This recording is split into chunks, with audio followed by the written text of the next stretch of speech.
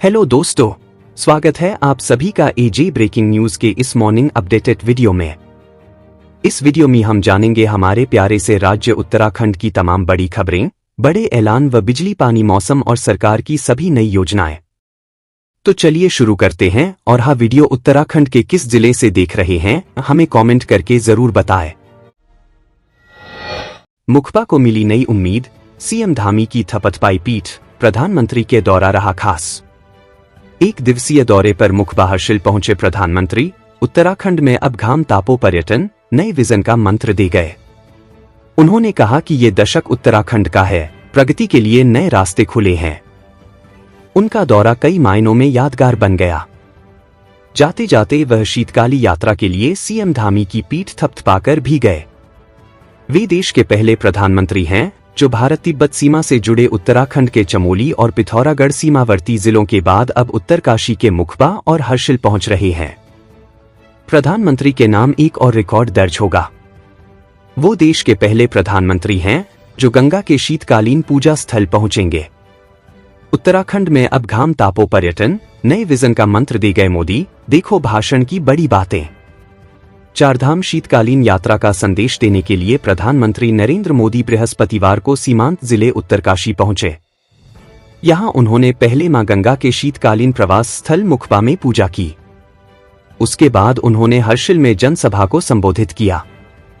इस दौरान पीएम मोदी ने जहां सरकार को विंटर टूरिज्म को बढ़ावा देने के लिए खास मंत्र दिया, वहीं लोगों से विंटर सीजन में उत्तराखंड आने की अपील भी की।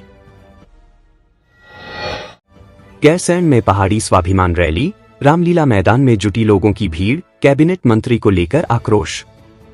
गैरसैंण में आज गुरुवार को पहाड़ी स्वाभिमान रैली निकाली गई। राज्य आंदोलनकारी, यूकेडी, मूल निवास भू कानून समिति, गैरसैंण स्थायी राजधानी संघर्ष समिति सहित कई संगठन रैली इसमें शामिल हुए हैं। इस दौरान लोगों ने कैबिनेट मंत्री प्रेमचंद्र अग्रवाल के खिलाफ नारेबाजी की। कहा कि मंत्री द्वारा पहाड़ियों के लिए अभद्र शब्द का प्रयोग किया गया। गैरसैंण के रामलीला मैदान में चल रही सभा में कैबिनेट मंत्री के खिलाफ लोगों को आक्रोश दिखा। प्रधानमंत्री नरेंद्र मोदी के तमाम दौरों से यह साबित होता है कि उत्तराखंड पीएम मोदी की प्राथमिकता में हमेशा सबसे ऊपर रहा है। राजनीतिक जानकारों का कहना है कि यह संभव हुआ युवा और दूरदर्शी नेतृत्व के कारण, जो प्रदेश को नई दिशा देने के लिए प्रतिबद्ध है। जब 2021 में पुष्कर सिंह धामी ने मुख्यमंत्री की कुर्सी संभाली, तब उत्तराखंड कई चुनौतियों से जूझ रहा था। राजनीतिक अस्थिरता, कोविड-19 का प्रभाव और आर्थिक सुस्ती।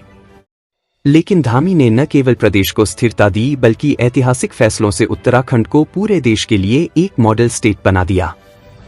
प्रधानमंत्री नरेंद्र मोदी और मुख्यमंत्री पुष्कर सिंह धामी की मजबूत राजनीतिक समझ और दूरदृष्टि ने उत्तराखंड को सुशासन और विकास के नए आयाम तक पहुंचाया है। गोविंदघाट में पुल गिरने से चिंता उभरी, कैसे होंगी शादियां, प्रसव को लेकर महिला के सामने संकट। भूस्खलन की जद में आकर गोविंदघाट में बना पुल टूटने से स्थानीय लोगों की चिंता बढ़ गई है। पुल टूटने से पुलना गांव का संपर्क कट गया है। गांव में अप्रैल में 2 शादियां और 1 महिला की डिलीवरी होनी है। पुलना गांव में वर्तमान में 101 परिवार निवास करते हैं। ग्रामीण इसी पुल से आवाजाही करते थे। पुल टूटने से ग्रामीणों के सामने आवाजाही का संकट गहरा गया है। पुलना वर्ष 2013 की आपदा से प्रभावित गांव है। उस समय लक्ष्मण गंगा में बाढ़ आने से गांव तबाह हो गया था। ग्रामीण आपदा से उबरे ही थे कि अब पुल टूटने से आवाजाही का संकट खड़ा हो गया है। दैनिक जरूरतों को पूरा करना के साथ ही गांव में शादी विवाह को संपन्न कराना भी उनके बड़ी चुनौती रहेगा। अप्रैल में पुलना गांव में 2 शादियां होनी हैं, जबकि 1 महिला की डिलीवरी भी होनी है। ऐसे में अब लोग इसको लेकर चिंतित हो गए हैं। यूपी, दिल्ली, हरियाणा और हिमाचल से ज्यादा उत्तराखंड में गटकी जाती है शराब, ये आंकड़े हैं बता रहे। हुई बहुत ही महंगी शराब की थोड़ी थोड़ी पिया करो, यह गजल उत्तराखंड में शराब के शौकीनों को रास नहीं आती। आबकारी विभाग के राजस्व आंकड़े बताते हैं कि उत्तराखंड में हिमाचल प्रदेश, उत्तर प्रदेश, हरियाणा और दिल्ली से ज्यादा शराब गटक ली जाती है। दिलचस्प आंकड़ा यह है कि दिल्ली में प्रति शराबी 1 साल में प्राप्त होने वाला आबकारी राजस्व 1842 रुपए है, तो उत्तराखंड में प्रति शराबी राजस्व का हिस्सा 4,217 रुपए है। आबकारी विभाग का कहना है कि पड़ोसी राज्यों की जनसंख्या और उन्हें हासिल होने वाले आबकारी राजस्व की तुलना में उत्तराखंड को आबादी के अनुसार मिलने वाला आबकारी राजस्व कहीं अधिक है। बलिदानियों के आश्रितों को नहीं मिल रहे 50 लाख, सीएम ने कारगिल विजय दिवस पर की थी घोषणा। उत्तराखंड के देश के लिए बलिदानियों के आश्रितों को 50 लाख रुपए नहीं मिल रहे। मुख्यमंत्री पुष्कर सिंह धामी ने पिछले साल कारगिल विजय दिवस पर इसकी घोषणा की थी, लेकिन वित्त विभाग ने इस पर आपत्ति लगा दी। सैनिक कल्याण मंत्री गणेश जोशी के मुताबिक वित्त विभाग की आपत्ति पर आज ही जवाब भेज दिया गया है। सैनिक बहुल प्रदेश उत्तराखंड से औसतन हर महीने एक सैनिक ने बलिदान दिया है। राज्य गठन के बाद से अब तक पिछले 24 साल में 403 से अधिक सैनिक बलिदान दे चुके हैं। बिजली पैदा करने वालों से वसूला जा रहा फिक्स चार्ज, उपभोक्ताओं ने आपत्ति जताई। राज्य में सौर ऊर्जा प्रोजेक्ट लगाकर बिजली उत्पादन कर रहे उपभोक्ताओं से भी यूपीसीएल यूजर चार्ज वसूल रहा है। इस पर उपभोक्ताओं ने आपत्ति जताई है। उन्होंने मांग की है कि कम से कम बिजली पैदा करने वालों से फिक्स चार्ज न वसूला जाए। यूपीसीएल सभी उपभोक्ताओं से प्रति किलोवाट के हिसाब से फिक्स चार्ज वसूल करता है। यह शुल्क यूपीसीएल की ओर से लगाया जाता है। नियामक आयोग हर साल इसे संशोधित करने के प्रस्ताव पर भी निर्णय लेता है। 1 अप्रैल से जो दरें लागू होंगी, उनमें फिक्स चार्ज पर भी निर्णय शामिल होगा। अक्टूबर से शुरू हो जाएगा केदारनाथ रोपवे का निर्माण कार्य, मिनटों में तय होगी घंटों की दूरी। आगामी अक्टूबर से केदारनाथ रोपवे का निर्माण कार्य शुरू हो जाएगा। रोपवे निर्माण के लिए निविदा प्रक्रिया इस माह 19 तारीख तक पूरी हो जाएगी। इसके बाद डिजाइन सहित अन्य औपचारिकताएं पूरी की जाएंगी। 13 किलोमीटर लंबे रोपवे का कार्य 2 चरणों में किया जाएगा, जिसमें पहले चरण में गौरीकुंड से केदारनाथ तक 9.7 किलोमीटर निर्माण किया जाएगा। प्रधानमंत्री नरेंद्र मोदी के ड्रीम प्रोजेक्ट में शामिल केदारनाथ रोपवे निर्माण को केंद्रीय कैबिनेट की मंजूरी मिलने के बाद अन्य कार्रवाई भी तेज हो गई है। प्रधानमंत्री ने केदारनाथ पहुंचकर 21 अक्टूबर 2022 को इस रोपवे का शिलान्यास किया था। इस महत्वाकांक्षी परियोजना के बनने से केदारनाथ यात्रा सरल व सुलभ हो जाएगी। रोपवे बनने से गौरीकुंड से केदारनाथ की दूरी सिर्फ 30 मिनट में पूरी हो जाएगी। शुरुआती समय में 1 घंटे में 1800 यात्री गौरीकुंड से केदारनाथ पहुंच सकेंगे। बाद में रोपवे से प्रति घंटा 3500 यात्री केदारनाथ पहुंच सकेंगे। दून अस्पताल में रोबोट से हो सकेगी जटिल सर्जरी, 35 करोड़ के होंगे आधुनिक उपकरण। दून मेडिकल कॉलेज एवं अस्पताल ने अब मरीजों की रोबोटिक सर्जरी की दिशा में कदम बढ़ा दिए हैं।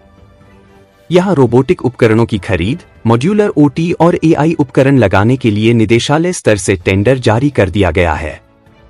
इस पर करीब 35 करोड़ रुपए खर्च होने का अनुमान है। इसके साथ ही दून अस्पताल रोबोटिक सर्जरी करने वाला उत्तराखंड का पहला सरकारी संस्थान बन जाएगा। ओटी बिल्डिंग में लगेगा सेटअप। निदेशक डॉक्टर आशुतोष सयाना ने शासन की अनुमति के साथ टेंडर की पुष्टि की। टेंडर के मुताबिक दून अस्पताल में ओटी बिल्डिंग के 5वें तल पर एजेंसी को एक हॉल दिया जाएगा। वहां रोबोटिक उपकरण और मॉड्यूलर ओटी स्थापित की जाएगी।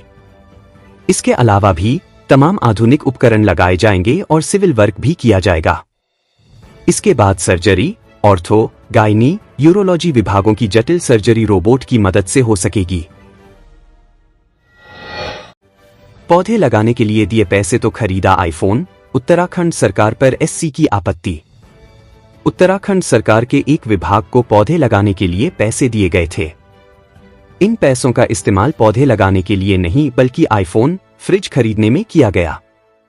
अब सुप्रीम कोर्ट ने उत्तराखंड सरकार द्वारा आईफोन और अन्य वस्तुएं खरीदने के लिए प्रतिपूरक वनरोपण निधि प्रबंधन और योजना प्राधिकरण कैंपा निधि के कथित दुरुपयोग को लेकर बुधवार को आपत्ति जताई।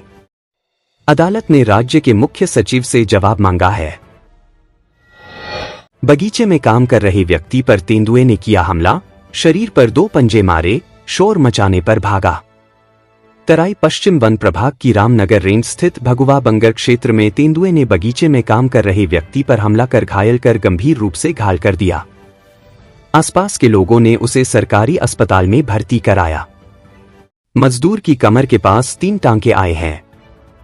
भगुवा बंगर निवासी बहादुर राम 56 बुधवार सुबह घर के पास स्थित बगीचे में काम कर रहा था।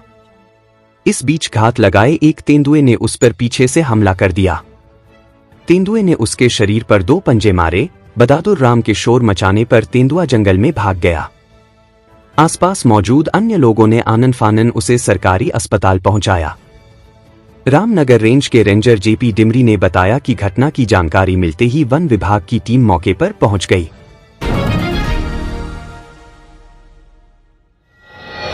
पहाड़ से मैदान तक की सभी छोटी बड़ी खबरें देखने के लिए जुड़े रहे एजे ब्रेकिंग न्यूज से। सब्सक्राइब करें नए अपडेटों के लिए।